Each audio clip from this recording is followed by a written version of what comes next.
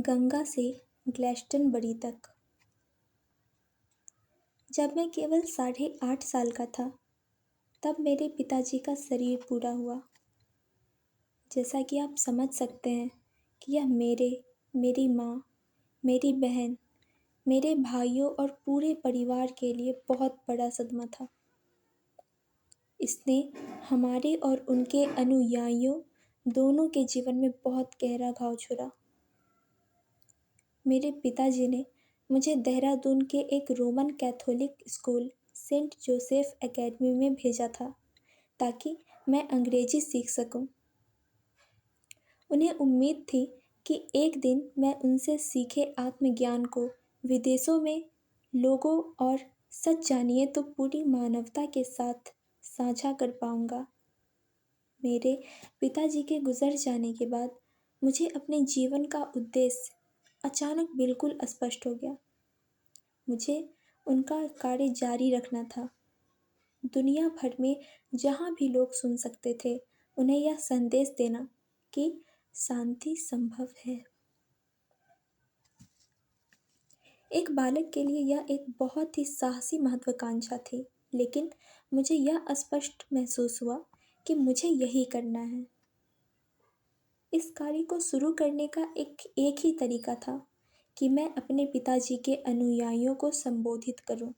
इसलिए मैंने अपने दम पर भीड़ का सामना करने के लिए जरूरी हिम्मत जुटाई और जल्द ही मैं पूरे भारत में लोगों को यह संदेश देने लगा।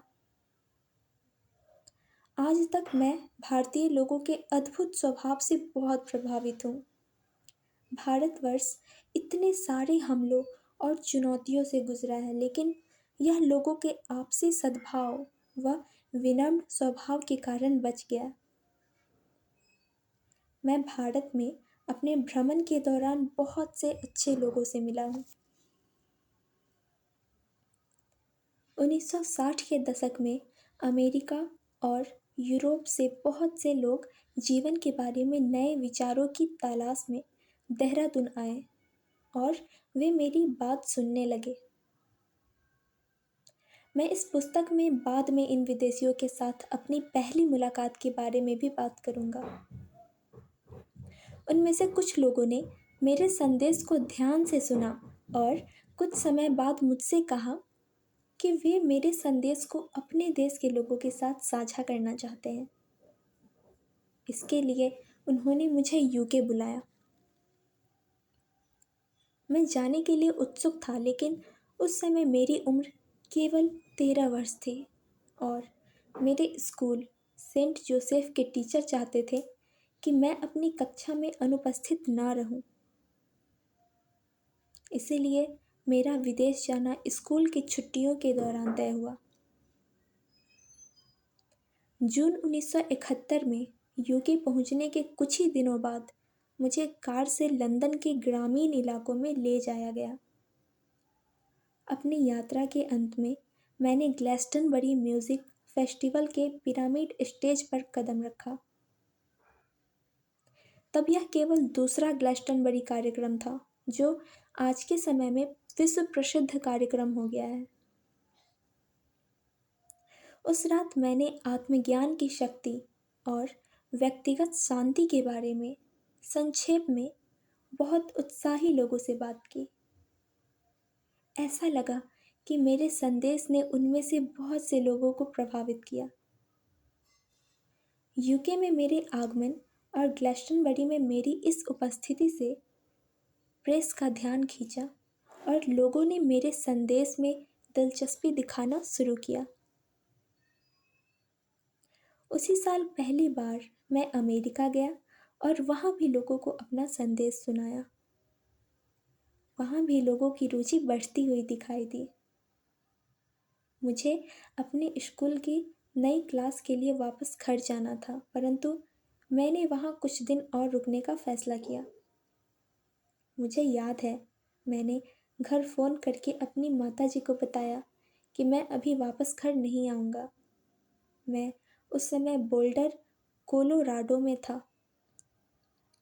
मैंने उन्हें बताया कि अमेरिका में बहुत अच्छी चीज़ें हो रही हैं। वास्तव में मेरी यात्रा का उद्देश्य यह पता लगाना था कि क्या विदेश में भी लोग शांति के इस संदेश में रुचि रखते हैं। उस समय भारत में बहुत सारे लोग गरीब थे, फिर भी उनको आत्मज्ञान रूपी अनमोल उपहार प्राप्त था। लेकिन क्या अमेरिका और अन्य जगहों के अपेक्षाकृत धनी लोगों को स्वयं अपने आप से अच्छे तरीके से जुड़ने की ज़रूरत महसूस होगी? जल्द ही मेरे यह साफ तौर से स्पष्ट हो गया कि पश्चिमी में लोगों को भी आत्मज्ञान और आंतरिक शांति की उतनी ही प्यास थी जितनी भारत के लोगों में। तो मैं वहाँ था, केवल 13 साल का और अपने घर से हजारों मील दूर, लेकिन मेरे सामने भविष्य की संभावनाओं की स्पष्ट समझ थी और मैं अपने मन को अच्छी तरह जानता था।